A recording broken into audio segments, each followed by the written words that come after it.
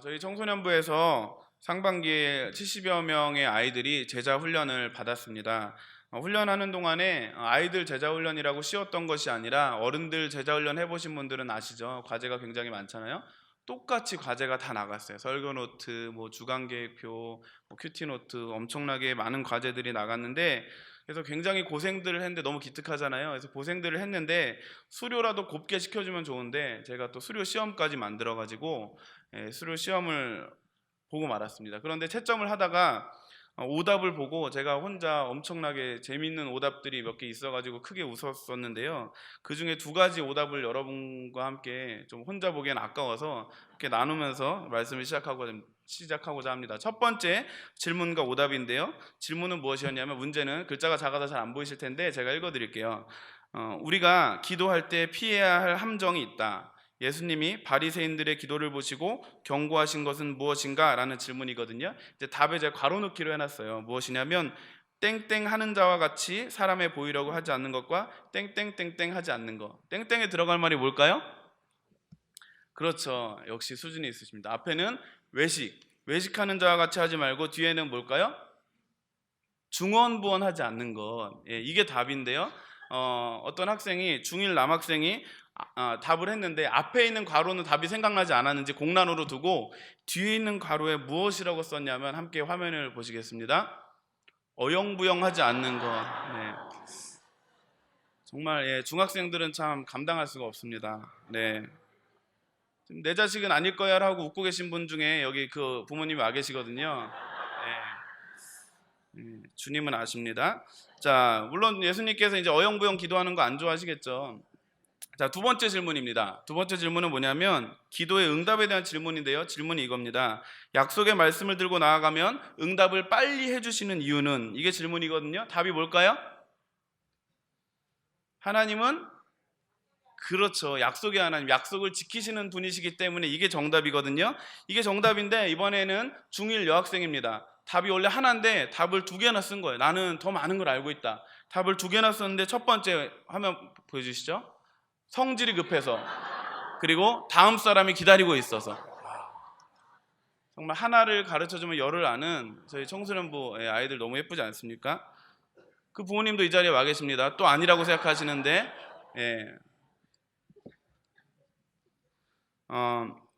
제가 왜 이런 말씀을 드리냐면, 오늘 디모데전서 강의 마지막 날입니다. 마지막 날이니만큼 여러분도 수료 시험을 보면 얼마나 좋을까 생각을 해봤습니다. 만약에 수료 시험을 보면 여러분 가운데서도 저렇게 엉뚱한 답을 쓰시는 분은 계시지 않을지, 특히나 아까 그 학생들의 어머님이 그렇게 하시진 않을지 궁금합니다. 원래는 이제 21절까지 끝까지 다 봐야 하는데 말씀을 준비하다 보니까 두 절만 해도 너무나 그 안에 담긴 은혜들이 있어서 두 절만 말씀을 본문으로 잡았습니다. 오늘 본문 11절은 이렇게 시작하고 있습니다. 오직 너 하나님의 사람아. 같이 함께 읽어볼까요? 시작. 네, 사도 바울이 기록했던 서신서들을 살펴보면 그는 그리스도인을 부를 때 다양한 표현법을 사용하고 있는 것을 보게 됩니다. 신자, 성도, 사랑받은 자, 신령한 자, 형제, 자매, 이러한 호칭들을 사도 바울은 서신서에서 표현하고 있습니다. 그런데 사도 바울은 오늘 디모데에게 쓴 첫 번째 편지의 마지막 단락에 이르러서 디모데를 향해서 무엇이라고 이야기하냐면 하나님의 사람, 이렇게 부르고 있습니다. 이 명칭은 사도 바울이 다른 서신서에서는 전혀 사용하지 않았던 표현이고, 구약 성경에서도 모세, 또 엘리야, 엘리사, 다윗과 같이 특별한 사람들에게만 사용되었던 표현입니다. 그런데 바울이 이러한 특별한 표현, 평소에 잘 사용하지 않던 특별한 호칭을 오늘 본문에 디모데에게 그렇게 사용하고 있는 이유가 무엇일까요? 디모데가 그런 호칭을 하기에, 그런 호칭을 들을 만한 적합한 모습이었기 때문에 그런 호칭을 사용했을까요? 사실 디모데는 하나님의 사람이라는 특별한 호칭을 누리기에는 여러 부분에 있어서 많이 부족한 사람이었습니다. 먼저 신체적으로 보면요, 몸이 연약했던 사람이었습니다. 우리 디모데전서 5장 23절 같이 함께 읽어보겠습니다. 시작. 이제부터는 물만 마시지 말고 내 위장과 자주 나는 병을 위하여는 포도주를 조금씩 쓰라. 특별히 뒷부분에서 은혜 받는 분들이 계신데요, 몸이 연약했고요, 나아가서 디모데는 또 나이도 어린 사람이었습니다. 디모데전서 4장 12절입니다. 4장 12절 시작. 누구든지 내 연소함을 업신여기지 못하게 하고 오직 말과 행실과 사랑과 믿음과 정절에 있어서 믿는 자에게 본이 되어. 디모데는 뿐만 아니라 영적인 면에 있어서도 아직까지도 경건에 이르기를 부단히 노력해야 될 그런 모습의 그런 상태의 사람이었습니다. 디모데전서 4장 7절에 나와 있는데요, 같이 함께 읽어보겠습니다. 시작. 망령되고 허탄한 신화를 버리고 경건에 이르도록 네 자신을 연단하라.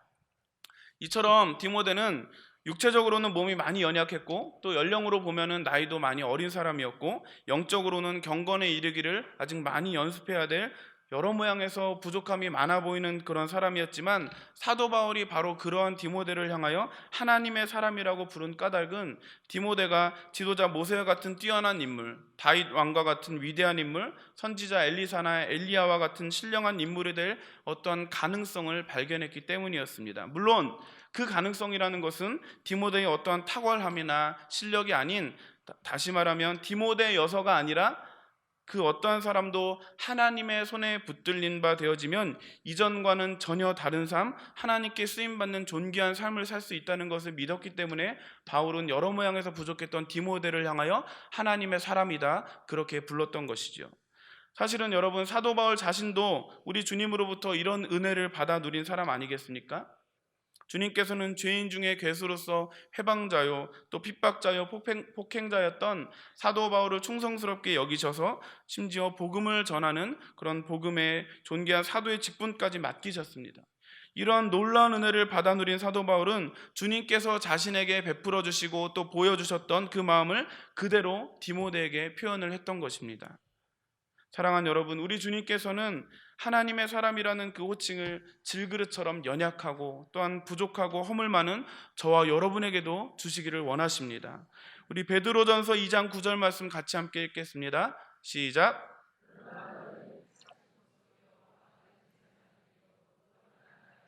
그의 소유가 된 백성이니 이는 너희를 어두운 데서 불러내어 그의 기이한 빛에 들어가게 하시니에 아름다운 덕을 선포하게 하려 하심이라. 아멘. 주님께서는 저와 여러분이 가지고 있는 수많은 연약함과 허물과 죄악에도 불구하고 디모데처럼 하나님의 사람으로 가치 있고 존귀하게 여겨주시는 것입니다. 저와 여러분은 이처럼 존귀한 신분을 가지고 있는 분들이라는 것입니다. 우리 옆에 있는 분에게 이렇게 인사할까요? 당신은 존귀한 하나님의 사람입니다. 시작. 너 하나님의 사람아, 주님이 우리를 그렇게 부르시고 계신 것입니다. 질그릇 같은 우리를 잘 알고 계신데 저와 여러분이 보석함처럼 아름답고 훌륭한 모습, 그러한 자질이 있고 그러한 하나님 앞의 모습으로 살아가지 못하는데도 불구하고 우리 속에 예수 보혈 묻어있기 때문에, 예수의 그 값진 대가의 그 지불이 우리의 몸에 붙어있기 때문에 주님께서 그런 우리를 보시면서 질그릇같이 가치 없는 저와 여러분을 향하여 너 하나님의 사람아 이렇게 부르고 계시다는 사실입니다. 그렇다면 질그릇 같은 우리를 하나님의 사람이라고 불러주시는 주님께서 우리에게 기대하시는 것이 무엇일까요? 오늘 본문의 첫 번째로 이야기하는 것은 달라야 한다, 구별되고 다른 삶을 살아야 한다, 이렇게 말씀하시는 것입니다.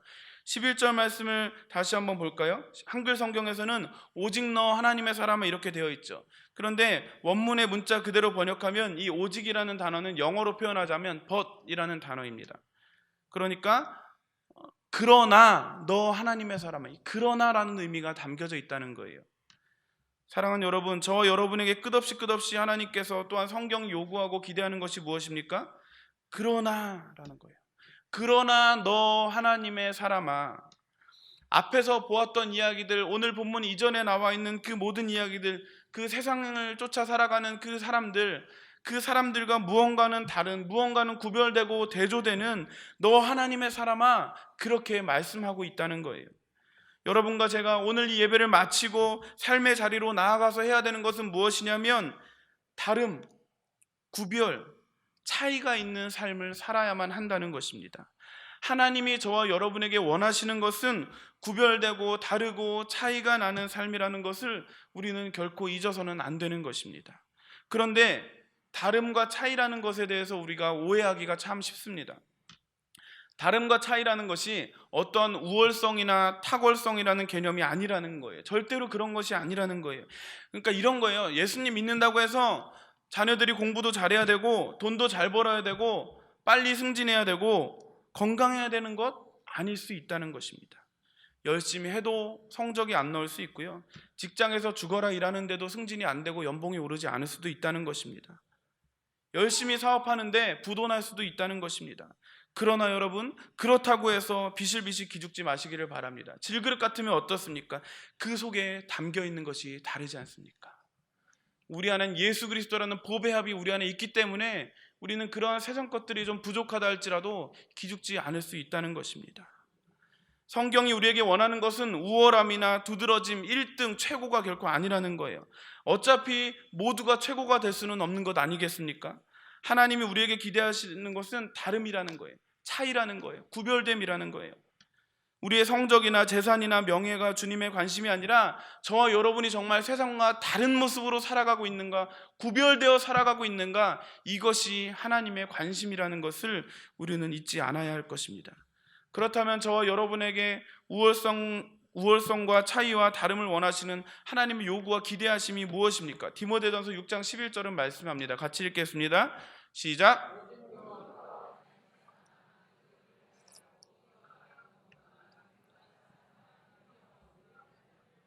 여러분, 여기서 말하는 이것들이 무엇일까요? 바로 오늘 본문 앞부분까지 나오는 온 세상에 있는 사람들이 보편적으로 추구하는 그러한 것들을 말하는 것이죠. 성도가 아닌 세상 사람들이 보편적으로 추구하며 살아가는 이것들을 피하고 라는 거예요. 이것들이 구체적으로 무엇인가? 9절과 10절입니다. 같이 함께 읽어보겠습니다. 시작. 부하려 하는 자들은 시험과 올무와 여러 가지 어리석고 해로운 욕심에 떨어지나니 곧 사람으로 파멸과 멸망에 빠지게 하는 것이라. 돈을 사랑함이 일만하게 뿌리가 되나니 이것을 탐내는 자들은 미혹을 받아 믿음에서 떠나 많은 근심으로써 자기를 찔렸도다. 부자가 되려고 하는 것, 그리고 돈을 사랑하는 것이라고 말씀하는 것입니다. 여러분 가운데 이런 말씀을 하시고 싶은 분들이 계실 거예요. 목사님, 저는 부자가 되려고 하는 것은 절대 아니에요. 단지 조금만 더 벌었으면 하는 것뿐이에요. 저는 절대로 막 어마어마한 거부가 되는 것을 저는 원치 않아요. 그저 우리 부모님 세대보다 조금만 더 잘 살았으면 좋겠어요. 지금보다 조금만 더 편안한 집에서 조금만 더 괜찮은 차를 타고 다니면 저는 그 정도면 좋겠어요. 그런데 여러분, 오늘 본문에서 말씀하고 있는 부자가, 오늘 본문 바로 앞부분에 나오는 그 부자가 바로 그러한 사람들을 말하는 거예요. 큰 돈을 번다는 의미보다도 6절을 보시면 그 의미를 정확히 이해할 수 있는데요. 우리 6장 6절 같이 함께 읽어봅니다. 시작. 그러나 자족하는 마음이 있으면 경건은 큰 이익이 되느니라. 아멘. 이 자족함에 대해서 이야기한 후에 부자에 대해서, 돈을 사랑함에 대해서 말씀하고 있는 거예요.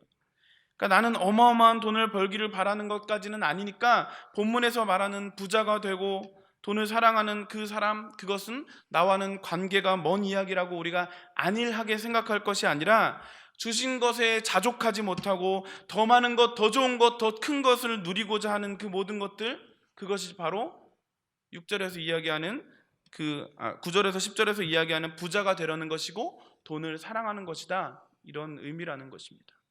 이 말씀에서 자유로운 사람 우리 중에 있습니까? 하나님이 주신 재물, 하나님이 주신 재능, 하나님이 주신 환경을 주님을 신뢰함으로, 감사함으로 받아들이고 만족하지 못하고 마치 세상 사람들처럼 끝없이 조금 더 가지고 싶어하고 조금 더 높아지고 싶어하고 조금 더 잘 살고 싶어하는 그런 경향 때문에 끝없는 탐욕이 자기를 지배하게 되는데, 바로 그러한 유혹, 그러한 삶을 피하라고 오늘 말씀하고 계시는 것입니다. 사역을 하다 보니까 참 많은 분들을 만나는데요, 어떠한 헌신을 요구하면, 부탁드리면 뭐라고 대부분 아이들도 그렇고 어른들도 그렇고 뭐라고 말씀하시냐면, 지금보다 성적만 오르면요, 지금보다 조금만 더 집 넓히고 나서요, 승진 시험만 합격하면요, 이 자격증 시험만 합격하면요, 공무원 고시만 합격하면요, 취업만 하면요, 내 자식 대학만 들어가면요, 그렇게 이야기하는 분들을 너무나도 많이 만나보게 됩니다. 제가 볼 때에는 이미 가지고 있는 것들을 다른 분들과 나눠도 될 것 같은데 더 많은 분들이 만족하지 못하고 조금 더 하나님은 그 우선순위에서 밀려버린 채 그렇게 살아가고 있을 때가 참 많다는 것이죠. 너 하나님의 사람아, 이것들을 피하고 돈을 좋아하고 돈을 추구하면서 끝없이 다투고 경쟁하고 앞서가려고 하고 남들을 딛고 일어서는 이 세상의 원리와 방식을 피하고 다른 삶을 살아가라는 것입니다. 다른 삶이란 무엇입니까? 6장 12절 상반절 함께 읽겠습니다. 시작. 믿음의 선한 싸움을 싸우라. 아멘. 믿음의 선한 싸움을 싸우라는 것입니다. 세상 사람들과 삶의 방향과 가치와 목적에 있어서 그들과 우리는 핵심적인 차이가 있어야 마땅하다는 것이에요. 그리스도 안에서 이미 우리는 다 얻은 사람들이기 때문에, 그리스도께서 이루어 놓은 완전한 구원의 영광 안에 사실은 다 들어가 있는 것들이기 때문에 그런 세상 욕심 다 버려두고 이제는 믿음을 위한 선한 싸움을 싸우라고 그렇게 말씀하고 계시는 것입니다. 다른 삶입니다. 다른 삶. 여러분, 오늘 본문에서 믿음을 위한 선한 싸움을 싸우려고 할 때 우리가 주의해서 봐야 할 표현이 있습니다. 그것은 바로 싸우라라는 표현입니다. 오늘 본문을 크게 두 가지의 동사로 요약해 보면 다르라, 다른 삶을 살라, 그리고 싸우라, 이렇게 둘로 요약할 수가 있는데요. 어떻게 다릅니까? 세상과 짝하지 말고, 세상의 가치관과 함께 가지 말고 어떻게 하라고요? 거스르고 싸우고 대적하고 피 흘리고 수고하라고 오늘 말씀하고 있는 것입니다. 저 여러분이 예수님을 믿는 사람이 된다는 게 어떤 의미가 있냐면요, 은혜로 값없이 구원을 얻고 나잖아요. 그러면 우리의 삶에 이전에 없던, 이전에는 경험해보지 못하였던 새로운 싸움이 우리 안에 시작이 된다는 의미거든요. 우리가 예수님을 믿기 전에 우리는 그저 다른 사람과 경쟁하며 살아왔어요. 더 많은 돈, 더 위대한 어떤 인물, 더 탁월한 업적과 성취를 위해서 싸우며 살아왔죠. 끝없이 경쟁하면서요. 그러나 이제 주님을 나의 주님으로 영접하고 나서 주님이 우리에게 주신 구원의 영광을 보고 나서 그런 싸움을 멈추고 믿음의 선한 싸움을 싸우게 되는데요. 싸움을 싸우면 어떤 일이 우리 삶에 일어납니까? 여러분의 삶에 일정한 정도의 훈련과 수고와 눈물과 아픔이 있게 되는 것이에요. 예수님을 제대로 믿게 되면 평안하고요, 형통하고요, 모든 일이 다 잘 되고요, 그렇게 말하는 부분도 성경에 없는 것은 아닙니다만 그것은 성경의 단편적인 한 부분이고요. 그것 이상으로 성경이 자주 언급하고 강조하는 것은 무엇이냐면 예수님을 믿고 나면 저와 여러분의 삶에 여러 가지 고난과 질고와 아픔이 있다는 거예요. 세상과는 다른 삶, 세상을 거슬러 올라가는 그러한 삶을 추구하는 데서 필연적으로 찾아오는 슬픔과 좌절과 아픔과 고난이 우리 안에 있게 된다는 것입니다. 여러분, 신약성경을 잘 보세요. 마태복음 5장에서부터 요한계시록 끝까지 신약성경 어디를 펴봐도요, 고난이라는 주제를 다루지 않고 지나가는 성경이 없을 만큼 신약성경은 고난에 대해서 깊이 있게 반복해서 다루고 있습니다. 여러분과 제가 믿음으로 살려면 우리의 삶에 고난이 끊이지 않는 것이 당연하다는 거예요. 실패와 눈물이 있다는 거예요. 좌절과 아픔이 있다는 거예요. 절대로 예수 믿고 잘 되기 때문에 우리가 예수님 믿는 것 아니잖아요. 아픔 있고 눈물 있고 실패 있고 고통과 질고가 저와 여러분의 삶에 분명히 있는 것은 사실이지만 우리가 보고 들은 진리 때문에 우리는 이 길을 포기하지 않고 끝까지 걸어가는 것인 줄로 믿습니다. 사랑하는 여러분, 쉽고 편하고 좋고 형통이 보장되어 있기 때문에 예수님을 믿는 분이 이 자리 가운데 혹시나 계시다면 여러분, 죄송하지만 실수하고 계신 것입니다. 기독교는 그런 것이 아닙니다. 기독교는 진리를 믿는 신앙이기 때문에 그 진리 때문에 때로는 고난을 받아요. 그 진리 때문에 때로는 불못에 던져지고요, 주님 앞에 충성스럽고 진실하게 살기 위해서 세대를 거슬러 올라가고 남들이 가지 않는 불편하고 좁은 길을 가야 합니다. 매도 맞아야 되고요, 수고해야 되고요, 대가를 지불해야 됩니다. 이 폐역한 세대 가운데 우리는 남들과 다른 잣대와 기준을 가지고 살아가다 보면 때로는 손해를 봐야 되고 경쟁 속에 도태되기도 하고 남들 다 잘 나갈 때 뒤처지는 것만 같은 그러한 모습으로 우리가 살아가야 할 때가 있다는 것입니다. 잊지 말아야 합니다. 우리 삶에 아픔이 있습니다. 그런데 그런 아픔과 질고와 고난, 눈물이 있는데 성경은요, 재밌게도 이러한 고난이라는 주제를 언급할 때 항상 짝을 지어서 이루고 등장하는 단어가 있다는 것입니다. 뭘까요? 고난과 함께 짝을 지어 나오는 단어 무엇이 있을까요? 맞추셔야 오늘 설교가 끝납니다. 뭘까요? 두 글자인 거는 어떻게 아시는 것 같은데 다 다른 말씀을 하셔서 함께 따라합시다. 기쁨입니다. 기쁨이에요, 기쁨. 기가 막힙니다. 여러분, 고난이 없어서 기쁜 게 아니라니까요. 고난이 있는데 하나님의 사람들만 누릴 수 있는 기쁨이 함께 늘 붙어서 나오고 있다는 거예요. 제 말이 거짓말 같죠? 성경을 읽어보겠습니다. 마태복음 5장 11절 12절 함께 읽겠습니다. 시작.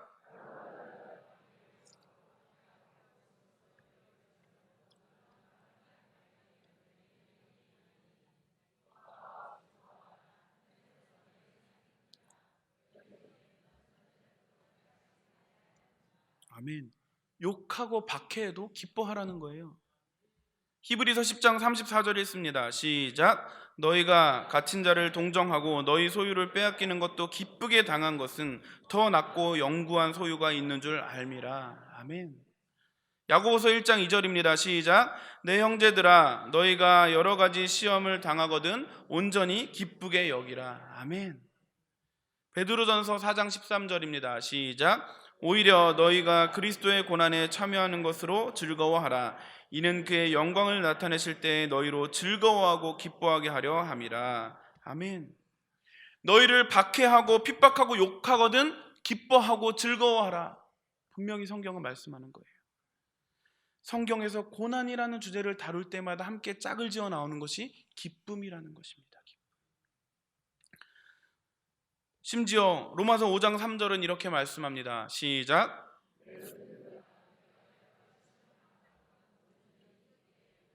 네, 로마서 5장 3절인데요. 시작. 다만 이뿐 아니라 우리가 환난 중에도 즐거워하나니. 아멘. 우리가 심지어 환난 중에도 즐거워한다라고 성경은 말씀하는 것입니다. 그런데 여기서 즐거워한다는 단어가 심지어 원어상으로 어떤 의미가 있냐면요, 얼마나 감격스러운지 가슴이 벅차서 견딜 수 없을 만큼 그렇게 크게 감격한다, 이런 의미가 있는 거예요. 고난 중에. 고난이 저쪽에서 오는데요, 막 가슴이 벅차올라서 우와 고난 왔구나, 우와 너무나 감격적이다, 이런다는 거예요. 고난을 그렇게 다루고 있다는 거예요. 여러분 가운데 그런 분 계십니까? 고난이 막 찾아오니까요, 너무 감격스럽고 너무 가슴 벅차 올라가지고 견딜 수가 없습니다, 이런 분 계십니까? 저기 병원에 계시겠죠. 저와 여러분에게 고난이 오는데 사실은 기쁠 수가 없어요. 솔직히 저도 지금 말씀드리고 있지만 고난이 절대로 기쁘지 않습니다. 그러나 그럼에도 성경은 고난이라는 주제를 다룰 때마다 늘 짝을 이뤄서 기쁨을 언급하고 있습니다. 여기에 세상은 결코 이해할 수 없는 신비와 영광이 담겨져 있다는 것이에요. 우리가 형통해야만 세상이 우리를 인정해주고 주목해주는 것이 아니에요. 고난을 경험하고 눈물이 있고 아픔이 있고 실패가 있고 깨뜨려짐이 있고 상함이 있음에도 불구하고 세상은 측량할 수 없는 감격과 희열과 희락과 그 기쁨이 우리 속에 있다는 것입니다. 무엇 때문일까요?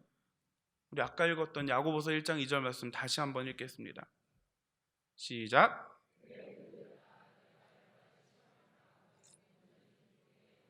아멘. 여러분, 이 말씀에 힌트가 있어요. 너희가 여러 가지 시험을 당하거든 온전히 기쁘게 여기라. 여러분, 고난이 오는데요, 그 고난이 절대로 기쁠 수가 없죠. 고난이 편안하지 않고 쉽지 않고 행복하지 않기 때문에 좋을 수가 없는 것이죠, 고난이라는 것은. 그런데도 기쁘게 여기라고 말하는 거예요. 무엇 때문에요? 알기 때문에. 야고보서 이 헬라어 원문에 보면 이걸 영어로 표현하자면 안다라는 뜻의 knowing이라는 단어가 나와 있어요. 알기 때문에, 보이지 않는 것을 볼 수 있는 눈이 열려 있기 때문에, 고난의 의미가 어떤 것인지를 믿음 안에서 우리는 헤아릴 수 있기 때문에, 우리들에게, 성도에게 고난이라는 것을 하나님이 왜 주시는지, 그리고 그 고난의 결과가 무엇인지를 알고 있기 때문에 우리는 기쁘게 여길 수 있다 말씀하고 있는 것입니다. 이 땅의 형통이 도무지 만들어낼 수 없는 그런 고난이 우리에게 주는 특별한 영광과 존귀를 적어도 하나님의 사람들인 우리들은 알기 때문에 환난 중에도 말로 표현할 수 없는 가슴 벅찬 기쁨과 즐거움과 감격이 우리 안에 있게 된다는 것이죠. 사랑하는 여러분, 우리가 믿음의 선한 싸움을 할 때 아픔이 있습니다. 우리는 믿음의 선한 싸움을 싸우면 하나님이 싸움을 도와주셔서 잘 이기기를 원하지만 주님은 때때로 계시지 않은 것처럼 우리의 싸움을 도와주지 않으실 때가 많이 있습니다. 선한 싸움을 싸워야 하는 우리들과 하나님의 생각이 많이 다를 때가 있다는 거예요. 예를 들어 볼까요? 여호수아 1장에도 보면 모세의 뒤를 이어 지도자가 된 누구죠? 네, 여호수아에게 뭔가 어마어마한 준비가 잘 된 병력의 부대를 붙여주셔야만 뭔가 될 것 같잖아요. 최신식 무기와 전술을 뭔가 알려주고 보급해줘야 뭔가 승산이 보일 것 같지 않으세요? 그런데 성경은 뭐라고 얘기합니까? 강하고 담대하라. 내가 너와 함께 하겠다. 율법을 잘 지키고 행하라. 내 생각에 그게 필요한 게 아닌데, 난 눈에 보이는 뭔가가 필요한데 하나님은 그런 거 말씀하시는 거예요. 교회 안에서 어떤 분들이 이렇게 말씀하세요. 목사님, 저는요 기도하는 것마다 하나님이 다 들어주세요. 하나님이 저만 특별하게 사랑하시나 봐요. 그래서 함부로 기도를 못 하겠어요. 다른 사람들한테 너무 미안해요. 내 기도만 하나님이 들어주신 것 같아요. 여러분, 이런 이야기를 들으면 어떠십니까? 나는 너무나 고난 중에 있는데, 나는 너무나 힘든 고난의 긴 터널 가운데 있는데 도저히 탈출구가 보이지가 않는데, 고난 가운데 있는 그때의 주변에 이런 분들을 만나면 부러움을 넘어서서 내가 무슨 죄를 지었나 하나님 앞에? 하나님이 나를 외면하시나? 내 기도를 듣긴 들으시는가? 하나님 살아계시긴 한 건가? 하나님 나 포기하셨나? 기도하면 뭐하나 다 부질없는 짓 아닌가? 여러 가지 생각들이 찾아오면서 자괴감이 든다는 것이죠. 그런데 여러분 아시잖아요. 어릴수록 빨리 들어주시는 거예요. 신앙생활 초기에 여러분 어떠셨어요? 기도하면 별것도 아닌데 막 응답돼서 너무나 설레었잖아요. 큐티 책만 펴면 막 이 말씀도 나에게 주시고 이 말씀도 다 나에게 주시는 것 같고 그랬잖아요. 갓난아기가 울면 엄마가 열리를 제껴놓고 가서 젖병을 물리잖아요. 크면 그러지 않잖아요, 여러분. 여러분이 영적으로 약해지신 게 아니라고요. 여러분한테 무슨 특별한 문제가 있는 것 아니고요. 하나님이 살아계시지 않으시는 것도 아니고요. 여러분에게 어떤 침체가 찾아온 것도 아니란 말이에요. 괜히 그런 생각에 빠져서 불필요한 에너지를 쓰고 여러분이 신앙의 핵심을 놓치지 않으시기를 바랍니다. 하나님이 믿어지지 않고 도무지 뭔가가 와닿지 않을 때 진리의 말씀을 딱 붙들고 하나님 신뢰하면서 믿음의 선한 싸움을 싸우라고 오늘 말씀하시는 것입니다. 눈에 보이는 것들을 붙들고 싸우는 게 아니라 눈에 보이지 않지만 그럼에도 불구하고, 왜냐하면요 믿음은 바라는 것들의 실상이기 때문이죠. 보이지 않는 것들의 증거이기 때문이라는 것이죠. 바라는 거라고요 아직 이루어진 게 아니라요. 보지 못하는 거라고요 눈에 보이지 않는다니까요. 그러나 실제로 이루어진 것처럼 보이는 것처럼 증거를 가지고 있는 것처럼 그렇게 세상을 살아가라고 말씀하는 것입니다. 여러분 다 보이고요 다 만져지면 누가 예수님 믿고 살아가겠어요? 그렇기 때문에 이 땅에 아픔도 있고요 눈물도 있고 수고도 있고 남들이 이해할 수 없는 그런 고통도 우리 삶에 수반되지만 믿음으로 살아갈 수 있는 것이죠. 저와 여러분이 이 땅에서 믿음으로 살아갈 때 아픔과 실망과 좌절스러운 순간이 있을 수 있지만 절대로 여러분이 하나님께 버림받거나 하나님의 사랑에서 제외되었거나 여러분의 마음속에 뭔가 뜨거움이 식어졌기 때문이거나 여러분이 기도를 잘못해서 그렇거나 그런 거 아니라는 것을 여러분이 기억하셔야만 합니다. 매사에 하나님의 방법이 있는 거예요. 하나님의 때가 있는 거예요. 고난 같고 실패 같은 그런 길 속에 우리가 측량할 수 없는 하나님의 신묘한 막측함, 그것이 있는데 전부 다 내 방식으로 내 기준으로 내 사고로 우리가 신앙생활을 하고 판단하는 것이 문제 아니겠습니까? 우리의 중심이 그분께로 온전히 이전되지 못하고 전부 내 방식으로 판단하는 것이죠. 저와 여러분이 믿음의 선한 싸움을 하는 가운데 우리에게 찾아오는 고난은 여러분의 그 중심 이동을 향한 최고의 스승이 될 수 있다는 것을 기억하시기 바랍니다.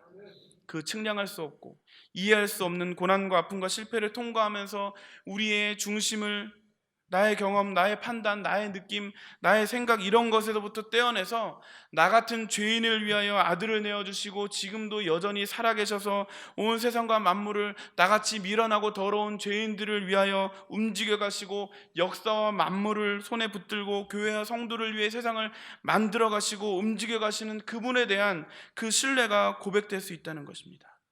형통하고 평안할 때보다 고난 중에 그 신뢰가 더욱 생생하게 고백되어지고 경험될 수 있기 때문에, 기쁨과 위로가 세상이 측량할 수 없을 만큼 경험되기 때문에 우리는 그 고난 가운데서도 하나님의 은혜, 그분의 역사를 바라볼 수 있어야만 하는 것입니다. 사랑하는 여러분, 기억하십시오. 여러분의 땀 한 방울, 눈물 한 방울, 기도 한 마디 그냥 땅에 떨어지는 법이 결코 없습니다. 믿음의 선한 싸움을 싸우라. 고난이 있고 수고가 있고 때로 쉬지 못하는 아픔이 있지만 우리 한번 싸워보시죠. 주님 앞에 신실한 열매가 있을 것입니다. 제가 최근에는 제가 살아왔던 이야기를 잘 말씀드리지 않지만, 제가 부임하고 첫 해에는 수요예배 때 제 개인적인 이야기들을 많이 드렸던 것 같아요. 들으셨던 분들은 아시지만 제가 젊지만 파란만장한 여러 상처가 있는 삶들을 살아왔습니다. 그런데 죄송합니다. 젊은데 이렇게 말씀드려서 오래 살지 않았지만 쭉 돌아보니까 그냥 한마디로 하나님이 정리되는 것 같아요. 하나님은 선하시구나. 하나님은 선하시고 언제나 더 좋은 것을 주시는 하나님이시구나. 그러기에 우리는 믿음의 선한 싸움을 싸워야만 하는 것입니다. 싸워볼 만한 가치가 있는 싸움이라는 것입니다. 세상 사람들처럼 육신의 정욕, 안목의 정욕, 이생의 자랑을 추구하는 삶이 아니라 하나님과 주님의 몸된 교회와 복음과 진리를 위한 선한 싸움을 싸우도록 저와 여러분 모두가 부름받고 있다는 것입니다. 저와 여러분이 어떠한 삶의 자리에 있다 할지라도 믿음과 진리와 교회와 복음과 하나님의 영광, 하나님의 나라를 위한 믿음의 선한 싸움을 싸우며 살아가라고, 그 싸움을 결코 포기해서는 안 된다고 오늘 주님 말씀하시는 것입니다. 그게 우리 삶의 가장 중요한 목표가 되어야만 하고 기도의 제목이 되어야만 하는 것입니다. 사랑하는 여러분, 말씀을 맺겠습니다. 저와 여러분은 질그릇처럼 연약하고 작고 모자라고 부족한 보잘것없는 사람들입니다. 그런 우리들에게 이 세상의 그 어떠한 호칭보다도 존귀하고 영광스러운 하나님의 사람, 그런 호칭을 우리에게 불러주시는 주님이 저와 여러분의 아버지시고 우리의 주님 되시는 줄 믿습니다.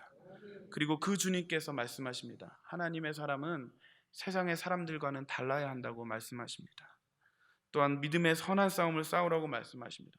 결코 그 싸움, 결코 가야 할 그 길이 쉽고 편해서가 아니라 어렵고 좁고 불편한 길이지만 그 길은 우리 하나님이 동행하시는 길이요, 하나님을 경험할 수 있는 귀한 믿음의 여정이며 세상은 결코 이해할 수 없는 높고 깊은 수준의 참된 기쁨을 누릴 수 있는 길이기 때문입니다.